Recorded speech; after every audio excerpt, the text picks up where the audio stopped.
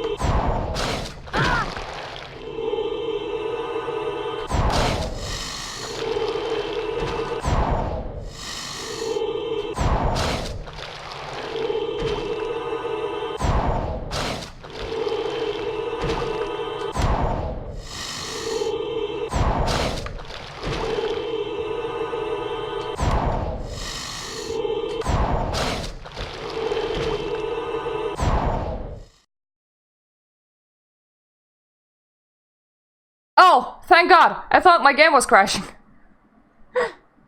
Ah, those pictures are always kind of scary, because everything freezes. Hissing furiously, the snake slithered towards Justin Finch-Fletchley. "Leave him alone," Harry shouted. At least, that was what he thought he'd shouted. When he looked up at Justin, he was met with an angry look. What do you think you're playing at?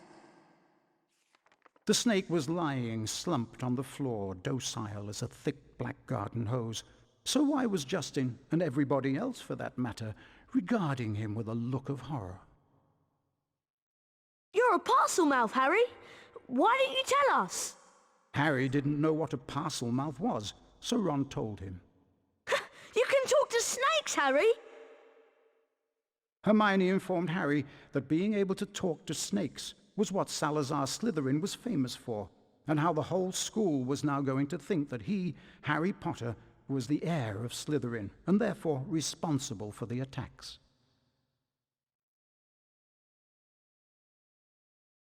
Dumbledore wasn't in his office when Harry got there.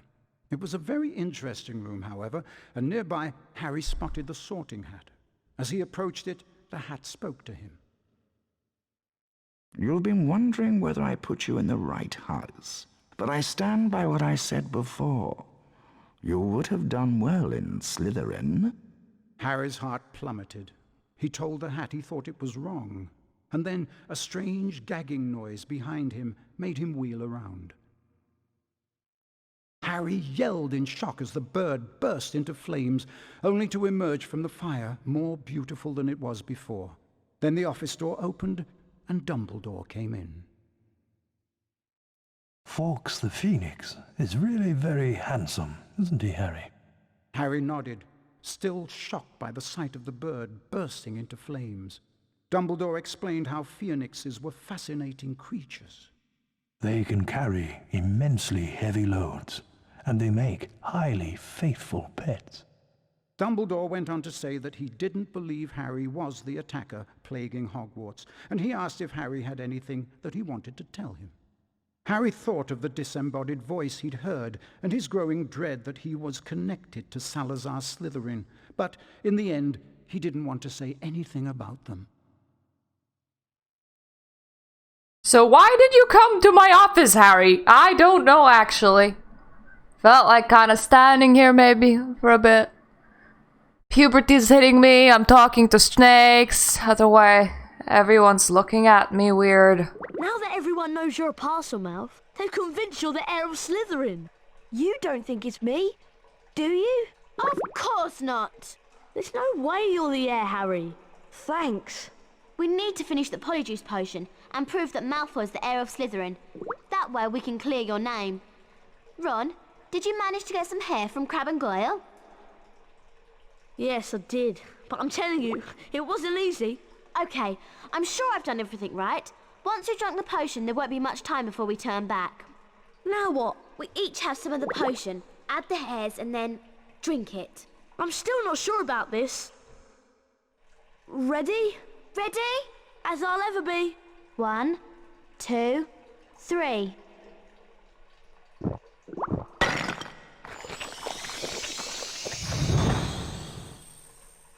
Well, that was instant. Are you two alright? Yeah, unbelievable. Hermione, are you okay? Fine. I'm fine. Go on without me. Well, if you're sure, we'll meet you back here later. Let's not question why she didn't come out. Think we transfigured our brains into Crab and Goyle's brains too. Hermione said that we may have some difficulty moving because Crab and Goyle are bigger than us. Okay, I won't try jumping across any gaps. We'd better get going before the effects of the Polyjuice potion run out. Sorry, recording hiccup. Rubbish. I hope we can find someone to follow. There's a Slytherin now. Quick, follow him and don't lose sight of him.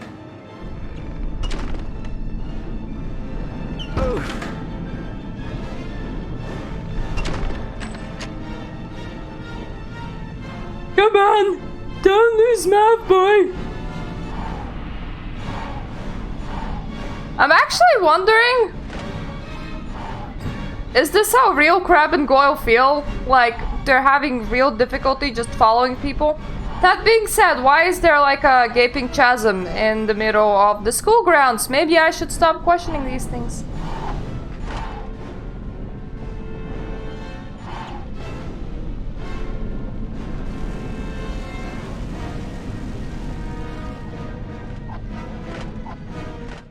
Oh, whoopsie.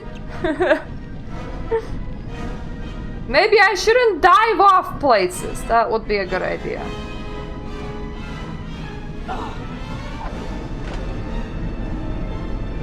At least this isn't as slipping as Ron's vomit.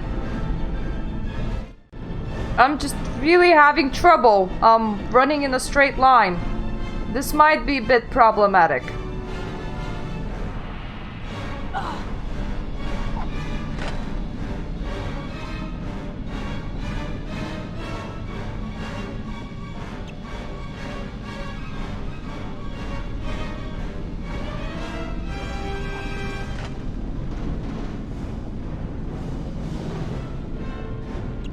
I mean, I'm normally having trouble running in straight lines too. This is like no surprise for me. Ah!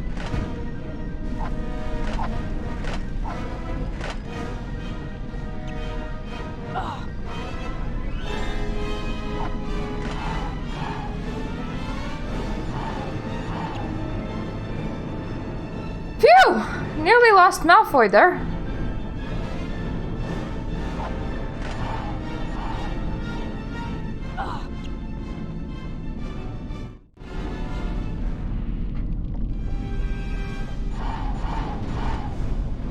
Well, maybe if I fail, the game will reload from there then?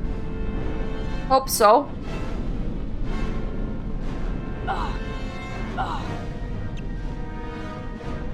I do believe that these pathways are not safe for children, nor are they reasonable.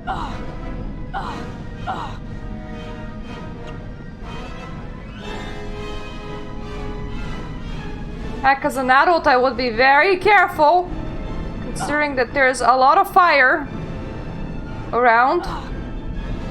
Did anyone ever send safety inspection to Hogwarts? I think that they should.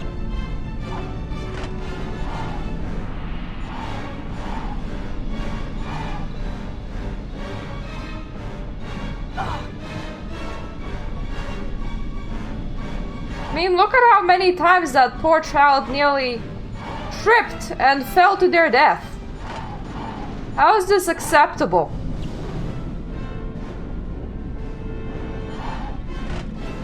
That poor child being me, FYI.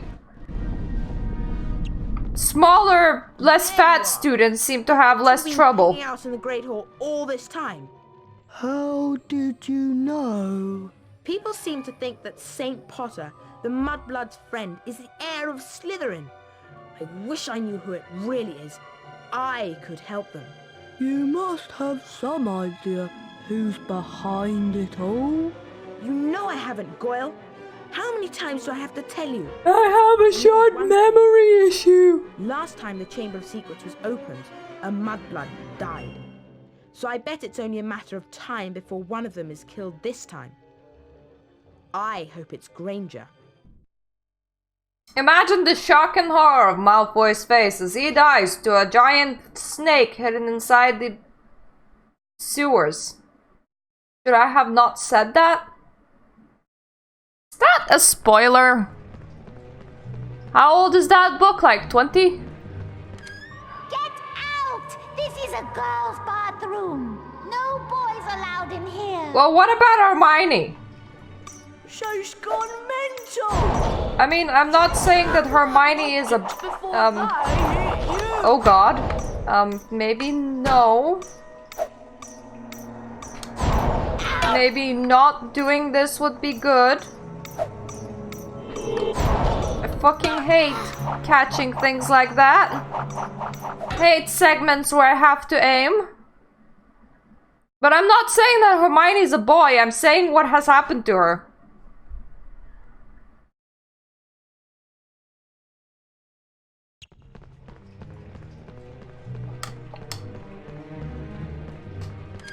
Get out! She's gone mental! Drench the flying objects before they hit you! Was that metal toilet paper?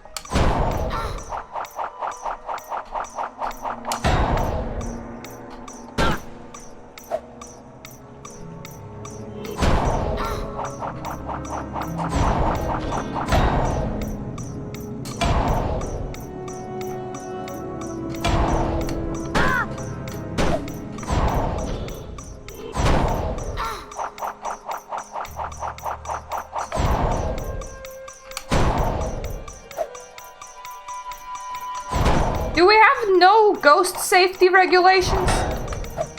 Where, you know, ghosts could be charged for assault? Because I feel like... should be a thing. I mean, seriously, death penalty in this universe probably doesn't do much. You playing a trick on me. Almost as funny as throwing a book at me. Let's all throw books at Myrtle because she can't feel it. What a lovely game, I don't think. Here, why don't you have it?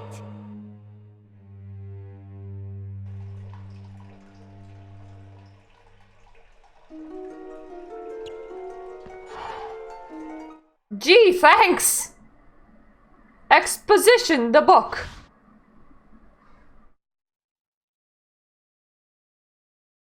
But in anyways, we have just gotten an autosave, so we're gonna stop right here for today, folks. Thank you We changed back. for joining me.